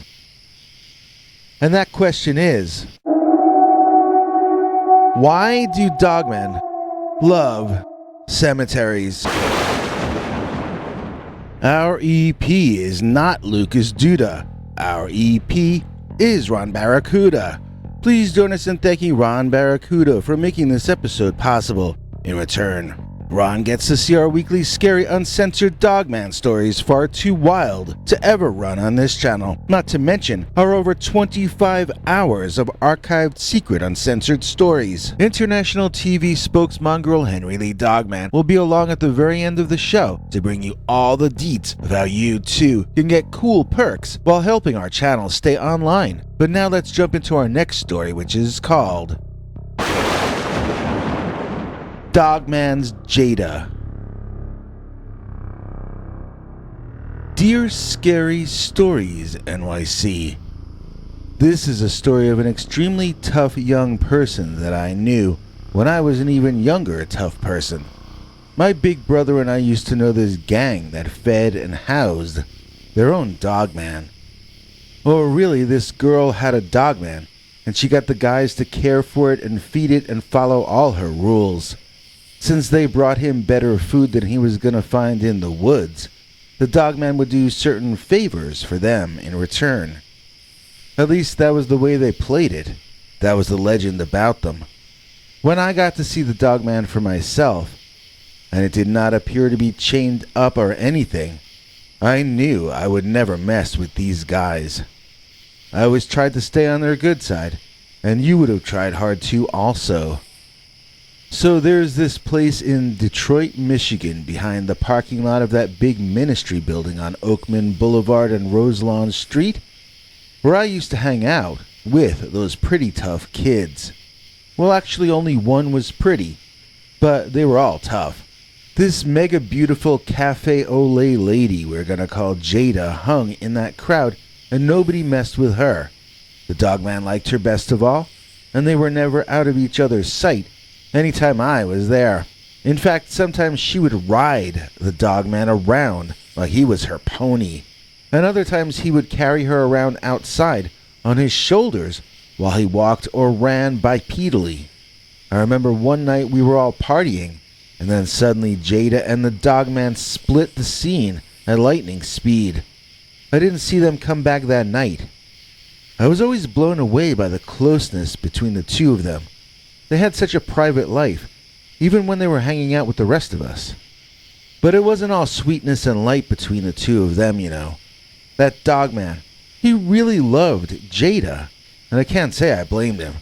I wouldn't have minded getting to be as close with her as he was. But I have to admit, it was very noticeable that Jada did not feel as strongly back about the Dogman. I never understood that, since it seemed to me all her power derived from her being the one that the Dogman obeyed. Without him, She'd have a much harder time being in control of all these really tough guys. You would think she'd be grateful to him, but instead she constantly humiliated the big guy. Someone told me that she had raised him from a pup, and he didn't know any better than to take what she dealt out. Another person told me it was just the old story of Beauty killing the Beast, like in King Kong. My brother once told me that if Jada split the scene, that Dogman probably would too, no matter how many rare steaks the guys brought him. Jada was nobody's woman, because the Dogman wouldn't let guys get all that close to her. The worse she treated that Dogman, the more loyal he was to her, and the more feral he would behave around any man expressing too much interest in her. If she ever settled down with just one guy, I would know in advance that it was somebody that the Dogman approved of. I don't know what happened to her, but I bet she probably either married a butcher or the owner of a milk bones factory. I'm joking around out of nervousness, but there was no joking around back in those days on that scene. I guess that was what attracted me to it. The danger. The way my brother and I got to see stuff that almost nobody else gets to see. The fact that we were living a secret life right out in public, across the street from a church. This was very exciting to me at that age. And Jada was, of course, very charismatic. Nearly as charismatic as the Dogman, who was like a special effect in person. From a distance, he looked like some kind of an animatronic monster, but then his body odor would hit you, and when you approached closer, you could see blemishes and partially healed scars and other minutiae that told you without a doubt that you were in the presence of a real, living animal. One that smelled like a giant wet dog. Not that this would be a bad description of him. He was a big brown dog like a Great Dane, but colored like a brown bear, with a shaggier coat than a normal Great Dane. I remember the weird thought that popped into my head when I first saw the creature. It was, this guy could beat Rocky in a fight. I almost laughed at myself. That was such a dumb thing to think. But like I told you, it wasn't cool to start laughing in there. There was always this deadly serious mood, especially for those of us lower in status like me and my brother. He and I were allowed to hang out until things got too serious, like when they were discussing stuff we weren't allowed to know about, anything involving money, whether earned or ill-gotten. He and I were never fully part of the inner circle, and looking back on it, I realized that was a good thing for us. My brother got banned from hanging out after he brought a friend to see the Dogman without asking first. I avoided the scene as well after that, for obvious reasons. Like I said, that group were not to be messed with, so I thought that was the end of the story, but there was an epilogue far more memorable than anything I've told you so far. Fasten your seatbelts. This was around a year, or actually 14 or 15 months after my brother got removed from the good graces of the gang, and I really hadn't thought about them or the Dogman for quite some time. My family had moved out of Detroit, and through a series of circumstances I barely even remember, I found myself having lunch at Eli's Blazin' Wings and Pizza over at Whitmore Lake. Well, bang! The door to the place slams open, and a bunch of loud morons walk in. I turn around to say something, and then I see that it's Jada, and 3 of her tough guys. I didn't know they ever left Detroit.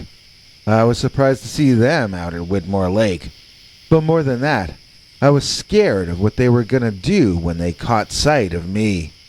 If my brother was banned, I figured I must be too. Trust me, I was shaking in my boots. I thought about trying to sneak out the back way which leads to a forested area. Come to think of it, I hadn't heard any vehicle drive up before these creeps barged their way in. They must have walked up from the woods behind the restaurant. And that meant the Dogman must be waiting for his snack outside in the back in the woods. I was in trouble no matter if I ran out or if I sat there. So of course the gang settled into a booth across from me, and almost immediately recognized me sitting there. They kind of friendly forced me to go sit with them. I soon found myself squashed between two goons, trying not to look Jada in the eyes on the one hand, and not to stare at Jada's cleavage on the other. She kept acting super friendly, telling me how she missed me, and didn't know why I hadn't been coming around anymore. Before I could answer, she went on about how she could see that the reason I hadn't been coming around was that I was having pizza. Everyone laughed at her sarcasm except me. I didn't know where to look, what to do, or what to think. I was at their mercy, and they were enjoying their power. Jada started telling me that there was someone else who had missed me too. I really started to sweat at that moment because I knew she was talking about the Dogman. Jada and the others said I had been mean to her poor doggy, never coming around to visit him any longer. It was unanimously decided that I should buy him a whole lot of blazing wings on my dime as an apology, and that I should bring them out to him where he was waiting out in the back. I really couldn't afford to buy 3 full orders of chicken for myself, let alone for a monster beast, but I'd have gladly done it if I didn't have to actually serve the werewolf the food personally. They called over the waitress and I nervously made the order. The entire time I was waiting for it to be prepared, I was sweating and feeling increasingly nauseous. When it was served to us, Jada asked for it to be put in a doggy bag for me, and they all continued to mock. When it came time to bring the food to the Dogman, I begged Jada personally. I asked her to please not make me do this. I was afraid to get that close to that creature. I offered to do any other thing she asked if I could be relieved of this duty. That got a huge laugh, and I was led to the back door of the establishment. Waiting in the shadows just a few feet from the door was the 12-foot-tall shaggy brown Dogman, who looked even larger than I remembered him. I had never been around that animal man without my big brother before, and I had never been so close to him before either. Slowly, I tried to ease myself close enough to offer him the food. But suddenly someone shoved me from behind and I went flying toward his fangs and claws. The Dogman bit in the air at the doggy bag I was holding and I narrowly missed, getting 1.5 of my hands bitten off in the process. I squealed like a 5-year-old and soiled myself, which was apparently the funniest thing that had ever happened, judging by their reaction. I looked back into the cruel eyes of Jada, and you know what? I felt pity for her. To only derive enjoyment out of the suffering of others was not to truly be alive. I left her to her Dogman, and her other friends even less evolved than the monster. Still, sometimes I think back on those days. It feels like another lifetime. It's hard to believe that it even happened. Yet, I vividly remember the sounds and the smells of that Dogman, and I clearly can never forget the cruel beauty of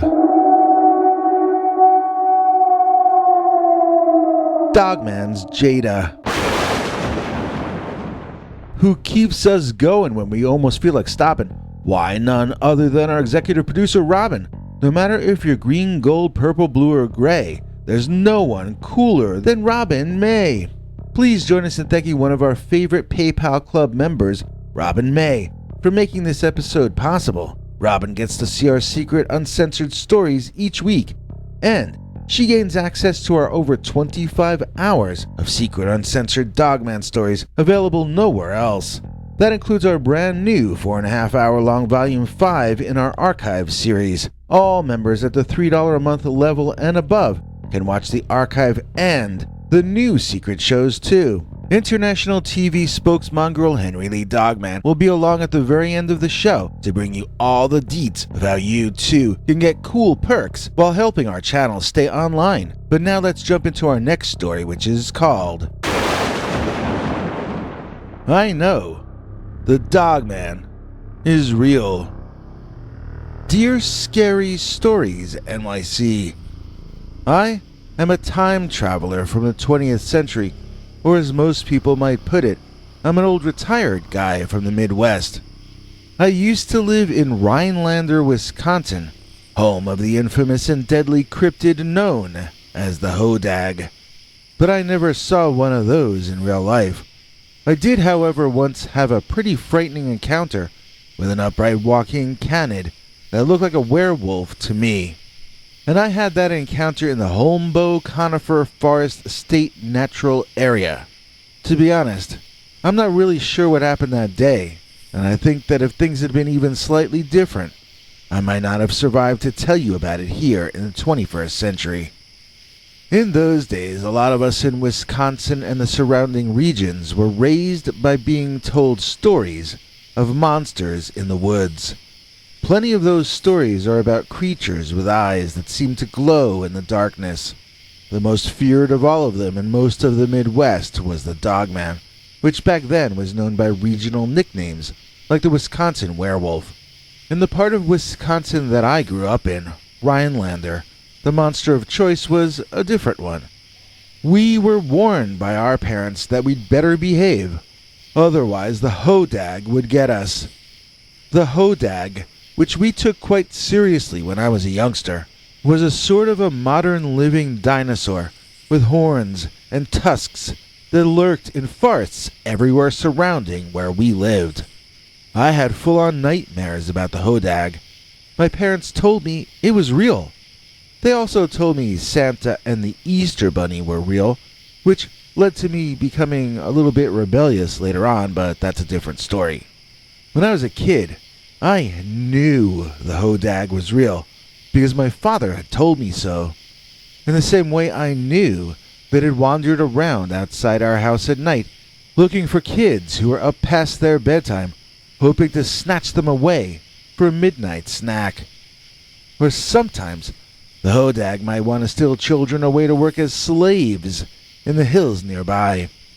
I didn't really understand what the terminology meant, being a slave in the hills, and I visualized having to walk inside dirt.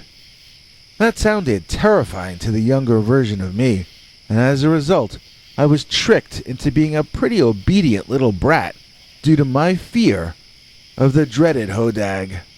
I just did an online search, and the Rhinelander tourism page on the internet quotes an 1893 newspaper describing the hodag's appearance in this way: the head of a frog, the grinning face of a giant elephant, thick, short legs set off by huge claws, the back of a dinosaur, and a long tail with spears at the end. Can you imagine the cruelty of my parents' generation terrorizing us with a creature like that? With my kids, I just scared them with true horror stories about, inflation and the rising wealth gap between the rich and the poor. Maybe that's why 2 of my kids developed ulcers. Something to think about if I ever have any free time to think. One kind of monster story I would never have had a problem with telling to my kids would be the true ones, and I did tell them about the Dogman. Not telling them about the Dogman would be like not telling them about snakes or bears or cougars. The Dogmen are out there. I faced off against one that one time, and I want my family prepared with all the information they can gather about the dangers they might face in their lives. So my Dogman encounter experience would have been the early 70s, as in very early, like 1971 or 72. I turned 15 in early 1970, and this happened when I was around 16 or 17. Those years meld together a bit for me, but when I was 18, I volunteered for the Air Force, and that took me out of Wisconsin for many years. 6 months earlier, I had actually been terrified of the draft, but after it ended in January 73, I saw my chance to get a free education out of it, and I ended up staying in the military for 7 lucky years after that. During that period, my family moved to Florida, and after I got out of the service, I joined them. Wisconsin and the werewolf that lives there were out of my mind for decades. It was only when that pandemic thing started that I got bored one day and I looked up my old buddies back in Rhinelander, Wisconsin. I made friends again with a girl, well, a woman now, obviously, who asked to remain anonymous because she is not in a situation where she can speak freely about the time she saw an upright walking wolf in Hodag country. So let's call her Anne, which is short for Anonymous. Anne was there when I had my Dogman experience. What I mean is, it was her Dogman experience as well. There were 3 others there at the time, but Anne says 2 of them sadly have passed on, and neither of us have been able to locate the 3rd so far. Earlier this year, my son and I took a road trip back to Rhinelander and visited with Anne in person. She took us on a tour around town where we saw well over a dozen different hodags. Not living ones, I mean statues and paintings and murals all over town. All over the place. It felt so different from when I was a kid. They have a hodag store, hodag beer, hodag park. It's wild. Back when I was young, I don't think anyone quite thought of giving an entire town a monster theme. It was like going home and finding out it had become a monster version of Disneyland. I'm not complaining, but it was a surreal thing for this old man. It definitely made me feel old to be there, but everyone was friendly and welcoming. That was quite an eye-opening trip, and I'm glad I went. It's also the only reason I'm writing to you at all. One of my old acquaintances from town turned me on to your YouTube show. This person recently celebrated their 70th birthday, so I can see you have quite a young skewing demographic. So originally, there had been some discussion of us going out into the Holmboe Conifer Forest State Natural Area along the Holmboe Conifer Forest Trailhead, back to the original spot where the following story first occurred. But it was snowy when we got there, and I'm too old for hikes in the snow. Well, maybe not, too old, but too out of shape, especially after the pandemic. That's it, I'll blame the pandemic, why not? So we did gather at Anne's home with some other people she feels comfortable talking about this subject matter with, and for the assembled, she and I retold the original true story that I'm about to tell you here. As I said, there were 5 of us teenagers, 3 boys and 2 girls, including Anne. We started walking along the trailhead, and after a while just wandered into the forest among the trees themselves. For that reason, I don't think I could tell you exactly where we were if I had a million years to search out the spot. It was in the Holmboe Conifer Forest, though. I had been noticing some trees that looked like they exploded. I figured they must have been torn open by something. At first, I imagined it was something with very long and hard claws, but then one of my friends sat down on a rotting old log, and it collapsed underneath him. The rest of us had to clean all the bugs and larvae off his behind and legs while he made sounds like he was disgusted. At that point, I figured those trees had fallen open because a lot of those trees were rotting. Or maybe a bear or cat did tear them open, but the reason they looked so ripped up was the deteriorated state of the wood. And then, as if on cue, an authentic, living Wisconsin werewolf ambled onto the scene and began ripping the bark off a tree in the distance behind us. He wasn't that close by, but we could see him clearly from our point of view. Knowing nothing about nature, we all stood there and stared as the feral predator sharpened his claws. I know I was staring because I couldn't quite figure out what that was. I mean, I knew it was a canine, but it was so large, the size of a bear. I did not feel an overwhelming sense of fear, as many people report. In fact, I was stupidly over-curious, and not scared enough of what I was seeing in front of me. The beast pulled the bark off an entire side of a tree, with claws long enough to use as bottle openers. As it did so, it gradually pulled itself up into a standing position in a manner similar to a house cat, using a scratching post. When it was fully standing, that dog looked even bigger than a bear to me. That was the first moment I felt fear. My heart beat harder than usual, and that big dog, I swear he turned toward me as though he could hear that my heart was becoming afraid. Maybe he really could. I don't think he could have smelled our fear yet. The wind was blowing in our direction, not his. But somehow that beast sensed me and turned to look directly at me. His eyes shone like something out of a science fiction movie, and they made the inside of my head hurt. I had to close my eyes and look away. When I was able to squint around again, all my friends were rubbing their eyes as though they were burning, same as what I had experienced. I looked, and I saw the dog walking toward us on his hind legs. He looked more like a giant man with a dog head than a dog walking upright, while he marched angrily at us as though we were children about to get spanked. The upright walking monster dog saw me looking at him, and he barked sharply and savagely. The girls screamed. Anne told me she grabbed the other girl by the arm, and the two of them ran up the hill away from the approaching Dogman. She said their eyes were tearing uncontrollably, as though someone had rubbed onions in them. Our two male friends each ran in different directions, as the Dogman chose me to chase. I saw this happening, and I wanted to start running, but already I was feeling a separation between my mind and my body.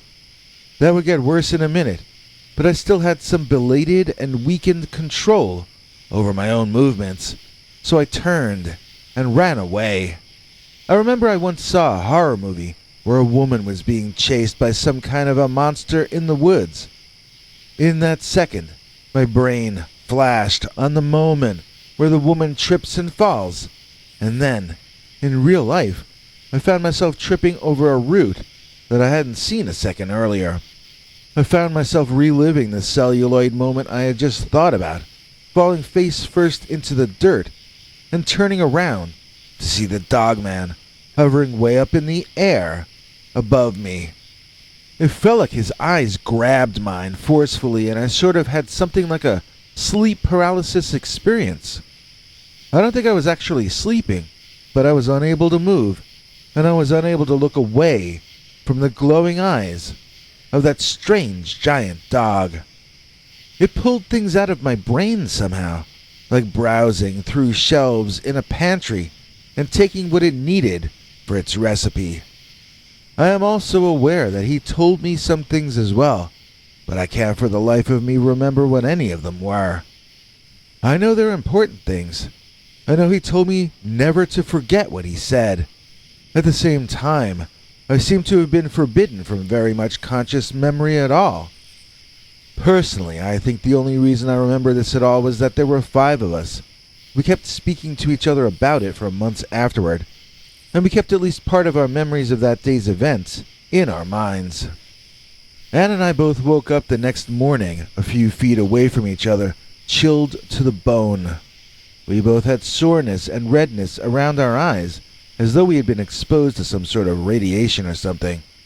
Neither of us remembered falling asleep. All 5 of us turned out to be fine. We all found each other on the campus the next day. It was very strange sitting and eating lunch or attending classes the day after you had an experience like that. It felt hard to judge perspective any longer. Just what is or isn't important about life? How could we have such an experience that felt so life-changing, and then just go back to school as though nothing were different at all? And yet, that's what we all did. What else could we do? Anne tells me that she's certain this was not my only strange experience, but I've assured her that it is. She says that if I underwent hypnotic regression, they might find any number of other times when I'd been visited and controlled by either the Dogman or some other superhuman beings. I'm a bit skeptical about hypnosis. I feel like the hypnotist can put stuff in your brain as easily as he or she can take stuff out of it. If the hypnotist wants me to be abducted by Dogman and aliens, then he or she may very well cause me to think that I was. Besides, having one experience with the Dogman to remember is traumatic enough. Why would I want to know if it happened again other times? Should I want to deliberately traumatize myself? I have terrible memories of my horrifying cryptid experience. I don't need any more proof. And that's because I know the Dogman is real. Sparhawk Sarah Jones. We hope she never leaves us alone. Please join me in thanking today's executive producer, Sparhawk, for making this episode possible. In return, she receives the links to our weekly Secret Sunday Uncensored Dogman stories far too wild to ever tell on this channel. There are multiple other perks besides that, and that's why we've invited dear Henry Lee Dogman here to explain all the deets for you. Hank? Thanks for watching till the end. If you liked what you saw, please consider clicking like on the video or sharing it with your friends and family that you think might also be interested. If you would like to see more of our work, please consider subscribing and hitting that bell icon next to the subscribe button so that YouTube will alert you when we put out a new video. To become a channel member and gain access to our special perks, you can click that join link under each of our videos.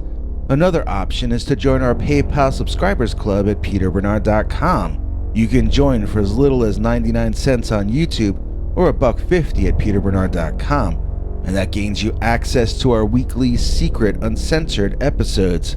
If you'd like to see our 21 hours of archives of uncensored Dogman stories, then please join at the $3 level or above. To get to watch our shows in advance of the public, please join at our $10 level. That gets you all the perks. If you join our channel memberships, you need to check our community page here on YouTube in order to get the links to the secret videos and other perks. If you're in the PayPal subscribers club, Peter will email you all the news and links himself. Once joining the PayPal club, which is Peter's homemade club, please give him a chance to see that you've joined and to compose you a personal welcome email, as none of that is automated. But whichever you join, we'll name you an executive producer for the next available episode. Do you have a scary experience that you'd like to share with us? You can email us at scarystoriesnyc@gmail.com or call our Scary Stories voicemail hotline at 804-LA-SCARY. That's 804-537-2279. It's a Google voicemail box, so that means it keeps cutting off after every 3 minutes. If your story is longer than that, please keep calling back and we can piece it together on our end. Good night, and have a scary tomorrow.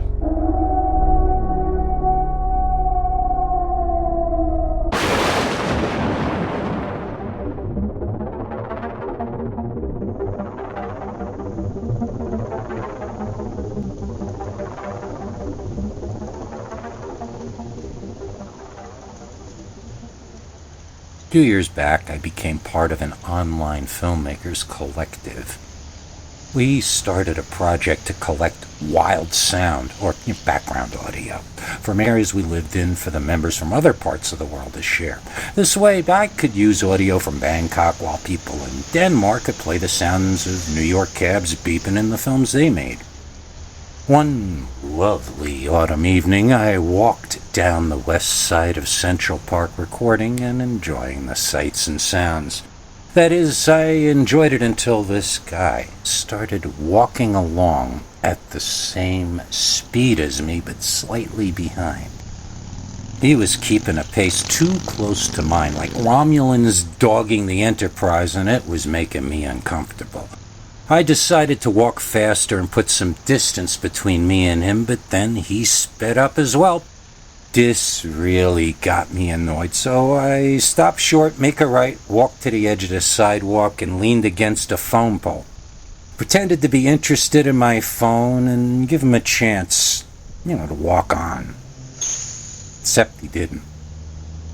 Instead, he went to the light pole just past my phone pole, and he also pretended to be doing stuff with his phone. This was a bit much for me, so I started glaring at him. I studied his appearance. He looked like someone with a job, very bland and nothing about him out of the ordinary. At first I thought he was Caucasian, but then I wasn't sure.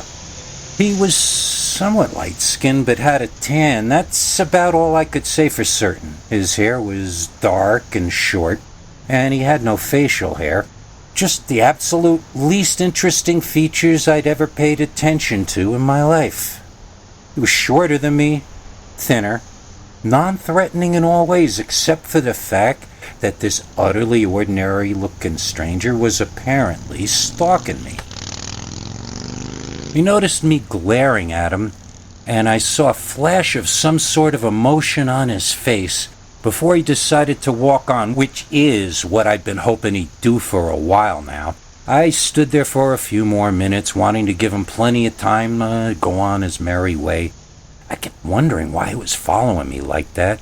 I mean, didn't seem like he was gay or flirting with me, so what was his deal? I committed his appearance to my memory, and when I cautiously began walking again, I decided to keep an eye out for him the rest of the way home. Pullover sweater, shirt underneath, Docker-type pants, a really boring kind of guy. I saw one like him on every block and found myself squinting at strangers to make certain they weren't him. Starting to really bum me out when I realized I was being ridiculous and getting paranoid. I picked out some loud music on my phone, laughed, turned up the volume on my earbuds, and decided to just go home. And I saw him. Only it wasn't him, but it was. This time, he was a woman, and she was staring at me. That's impossible, I corrected myself. It must be that she just resembled the guy, and the reason she was looking at me was probably because I was staring at her in shock. It occurred to me I'd better keep a poker face the rest of the way home. I walked past and didn't look at her anymore. In fact, I don't know what I was looking at because a few minutes later I walked straight into a guy wearing a denim jacket, looked up to apologize, and saw it was him. It was the guy who'd been stalking me. Only now he was dressed completely different in jeans and, Converse sneakers. His hair was longer and he was smirking at me. He said something that I couldn't hear because my music was too loud. I tried to get around him, but wherever I turned, he moved to block my path. I basically walked through him to run out into traffic, and I hailed a cab in the southward lane that was almost about to pass us. I dove inside, locked the door, shouted my address to the driver. We just got through the light before it changed, and we're out of the scene very quickly. Look out the rear view mirror and couldn't see the guy anywhere. The entire way home, I kept looking at the people we drove past and nobody looked like him. After a while, I tried to imagine that they did look like him. I wanted to see if this was something I could be imagining and projecting, I wasn't ever able to duplicate the experience no matter how hard I tried. The cab driver kept trying to make small talk, but I was too caught up in what I was doing to actually understand anything of what he was saying. When we got to where I lived, I owed him $5.50 plus a tip. I had a 20 in my pocket, and I needed to calculate how much change they asked for. While doing math in my head, I finally looked at the guy who had driven me home. It was him, the stalker. I toss him the 20 and jump out of the cab, walking quickly to the corner. I was intent on going around the block instead of inside so that he wouldn't find out where I lived. It dawned on me that I had actually said my address out loud to him, but even so, I walked around the neighborhood for 20 minutes before sneaking in one of the back entrances and heading upstairs to, calm down. Never seen anything resembling this man since, and haven't had any experience even vaguely like this again, at least so far. Most of the time when I think back on this experience, I chalk it up to me misinterpreting the intentions of the first guy, followed by me running into his relatives who were in from out of town for one night only. Hey, makes as much sense as any other explanation.